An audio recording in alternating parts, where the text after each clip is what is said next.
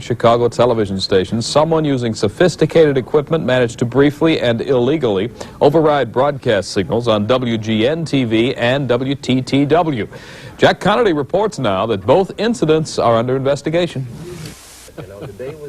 Even in a medium that is no stranger to bizarre moments, these were truly bizarre. Starting first on WGN-TV at 9:14 Sunday night during a sportscast. 12 quarters finally did.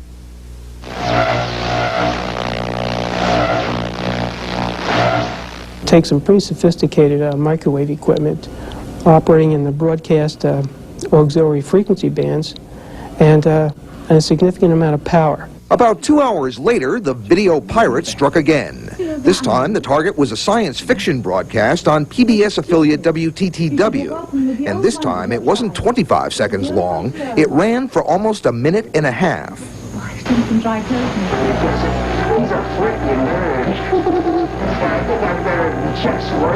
By this time, the pirate had managed to insert audio as well, along with a display of a marital aid and a portion of his or her anatomy.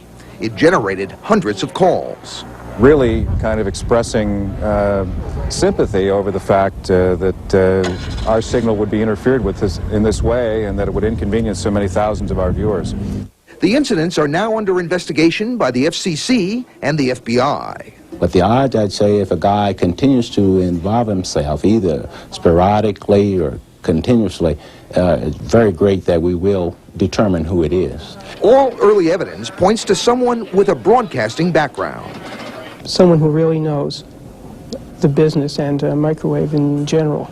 But the person in the Max Headroom disguise may not know how sophisticated officials can be in tracing this sort of thing. It leaves an electronic signature. And while it may have been a stunt, it is not treated as a joke. Chicago's video pirate could face a jail sentence and fines for his freelance exercise in public access. Jack Connerty, Fox 32 News. Jury deliberations tonight is trying to find out who's responsible for 2 acts of video piracy. Last night, someone broke into regular programming here on Channel 9 and on Chicago's public broadcasting station. As Larry Roderick reports, the first interruption took place during last night's 9 o'clock news.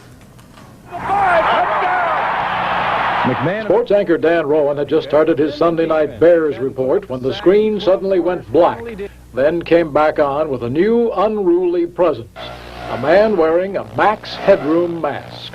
We had been taken over by a video pirate for a short time, until technicians here changed microwave channels between the studio and the transmitter and knocked him off the air. And apparently somebody with some microwave equipment was able to interfere with our signal going to the Hancock transmitter. Now, this is not just anybody off the street. He has to have an electronic expertise of some level, right? Yes, he does. It takes very sophisticated equipment to do this at a significant power level. So this isn't something that just anyone would be able to accomplish. But Channel 9 wasn't alone in its Max Headroom appearance. There was even a longer episode on Channel 11, public broadcasting. Only way to learn. I'll get you a hot drink, miss. A little after 11 p.m., Doctor Who was knocked out by the Max look-alike, who pitched a soft drink, then performed a series of antics that station officials found less than humorous, before the pirate himself pulled the plug. Fortunately, it was a self-destruct mechanism. It was beyond our control. We now have already implemented steps whereby we could take something like that off the air immediately if it were to occur again. It did, of its own volition, go off the air, as I say, after about a minute and a half. It annoyed some viewers. No, I just thought it would be just a slight mess-up, but that in the middle of the tape, it's going to be... You're going to have to tape over it. Angered others. Somebody wants to get attention, what do? They go break into a television broadcast just to get attention, like throwing a brick through your window, so to speak. Okay. It's not too bright, really. Well, some thought it was a lot of fun. So what did you think about the whole thing? Very, very funny. It may seem rather humorous, but there is more to it than that. For when this person is caught, he or she will face both civil and criminal penalties. It is very serious, and we'd like to inform anybody who's involved in this type of thing that it is serious and that we will take every step that we can to find out who is doing it. And once we have determined that, we will make sure that the full extent of the law is carried out. Meanwhile, Channel 9 engineers say they have taken steps to prevent further appearances of the mock Max. This is Larry Roderick, WGN News. Well, the FCC says last night's piracy was the first of its kind in Chicago. Another one is on tonight, this one for the video pirates who managed to scramble Chicago airwaves. The pirates interrupted WGN and WTTW programming with a show of their own. Our Mike Kirsch has more. Channel 11's Doctor Who was unexpectedly knocked off the TV screen last night by a broadcast pirate disguised as Max Headroom. The wacky and at times perverse TV surprise came shortly after 11 o'clock, lasting about a minute and a half. The same thing happened at WGN's 9 o'clock news broadcast earlier in the evening. Someone wants to get into your house, they can find a way to do that. And I guess likewise, if someone wants to interfere with your signal, they can find a way to do that.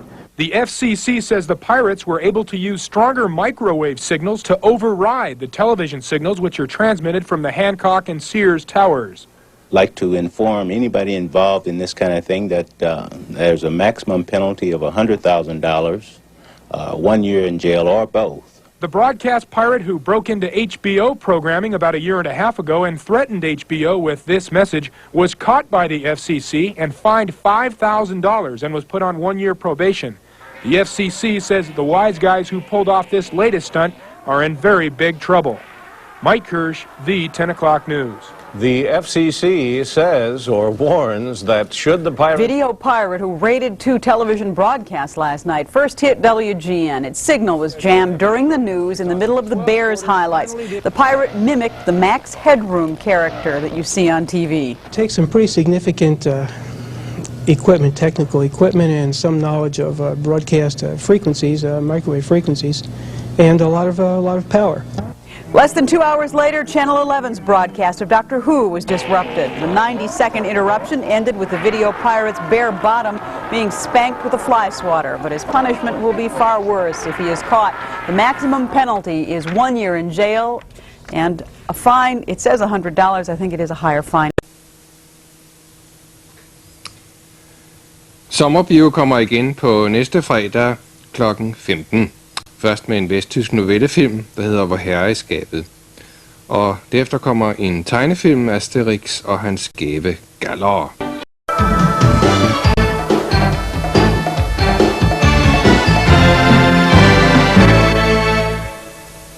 In my pocket, 1, 2, I'll put mine in yours, 3, 4, and 1, 2, 3, 4, 5. The 5 Elite Cooper is moving with 5 pockets, 1 pocket, 2 pockets, 3, 4, 5 pockets. Come and do the 5, 5, 5, 5. 2 pockets like this, 1, 2. 2 pockets like that, 3, 4. 1 little extra, that's 5, 5, 5. The 5 Elite Cooper is in the pocket. Elite Cooper. 1 pocket, 2 pockets, 3, 4, 5 pockets. Elite Cooper is in the pocket.